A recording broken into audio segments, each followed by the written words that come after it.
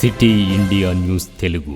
కులాల పరంగా ఏ కులం అనేది బయటికి తీసి రేవంత్ రెడ్డి గారు చెప్పారు కాబట్టి ఈ గత ప్రభుత్వంలో ఎన్ని సంవత్సరాలు ఉన్నా కూడా ఎవరు ఈ పని చేయలేరు కాబట్టి రేవంత్ రెడ్డి గారికి కృతజ్ఞతలు తెలుపుతున్నారు. రాహుల్ గాంధీ గారికి ఇందిరమ్మకి అందరికీ కృతజ్ఞతలు తెలుపుతున్నారు. మన బీసీల కళ నెరవేరింది. ఎందుకంటే కేసీఆర్ గారు సగజనంలో సర్వే చేసి ఇంట్లో మూర కట్టుకొని పెట్టుకున్నాడు. ఎందుకొరకంటే బీసీలు రాజ్యాధికారానికి దూరం పెట్టాలనే ఆలోచన ఒకటి కుట్ర.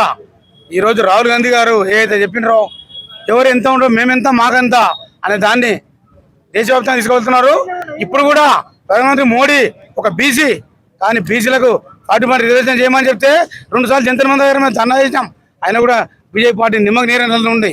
కాబట్టి ప్రజలందరూ దీన్ని గ్రహించి ఏ పార్టీ అయితే కేంద్రంలో చట్టం చేయాలనో రిజర్వేషన్ కల్పించాలనో ఆ పార్టీకి వ్యతిరేకంగా పోరాడాలి, ఆ పార్టీ మీద ఒత్తిడి తేవాలి. ఈ మహిళా బిల్లు ఏదైతే వేస్తుండ్రో జమిలీ ఎలక్షన్ కోరుతుండ్రో అంతలోపే మాకు 40% రిజర్వేషన్ 50% బీసీలో ఉన్నాం మేము. కాబట్టి ప్రజలందరూ కూడా గట్టిగా కేంద్ర ప్రభుత్వం మీద ఒత్తిడి చేయాలని మేము కోరుకుంటాము.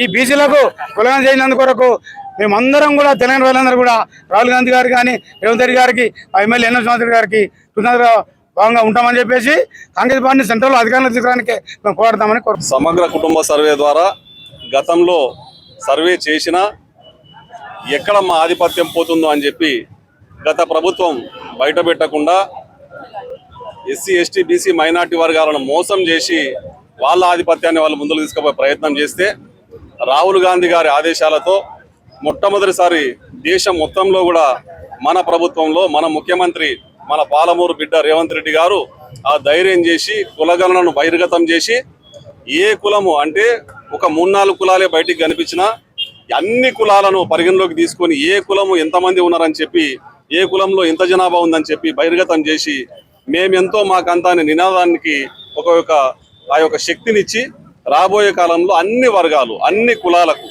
ఏ విధమైన రిజర్వేషన్లు కల్పించినా అందరికీ చోటు ఉండేటట్లుగా బహిర్గతం చేసి అందరికీ కూడా ఒక దిక్సూచిలాగా పనిచేసి దేశంలోనే రాహుల్ గాంధీ గారి ఆశయాలను రాహుల్ గాంధీ గారి ఒక మనస్తత్వాన్ని అర్థం చేసుకొని మొట్టమొదటిసారి ధైర్యం చేసినట్టు రేవంత్ రెడ్డి గారికి మా పాలమూరు జిల్లా తరఫున మనస్ఫూర్తిగా ధన్యవాదాలు తెలియజేస్తూ రాబోయే కాలంలో కూడా మేము ఈ కులాలను బట్టి వాళ్లకు సముచిత స్థానం లభిస్తుంది. రాహుల్ గాంధీ గారి ఆందోళనలో ఇవన్నీ కూడా జరుగుతాయి. రాబోయే కాలంలో ప్రజలు రాహుల్ గాంధీ గారిని కాంగ్రెస్ ప్రభుత్వాన్ని రేవంత్ రెడ్డి గారిని ఆశీర్వదించాలని కోరుకుంటా ఉన్నాం.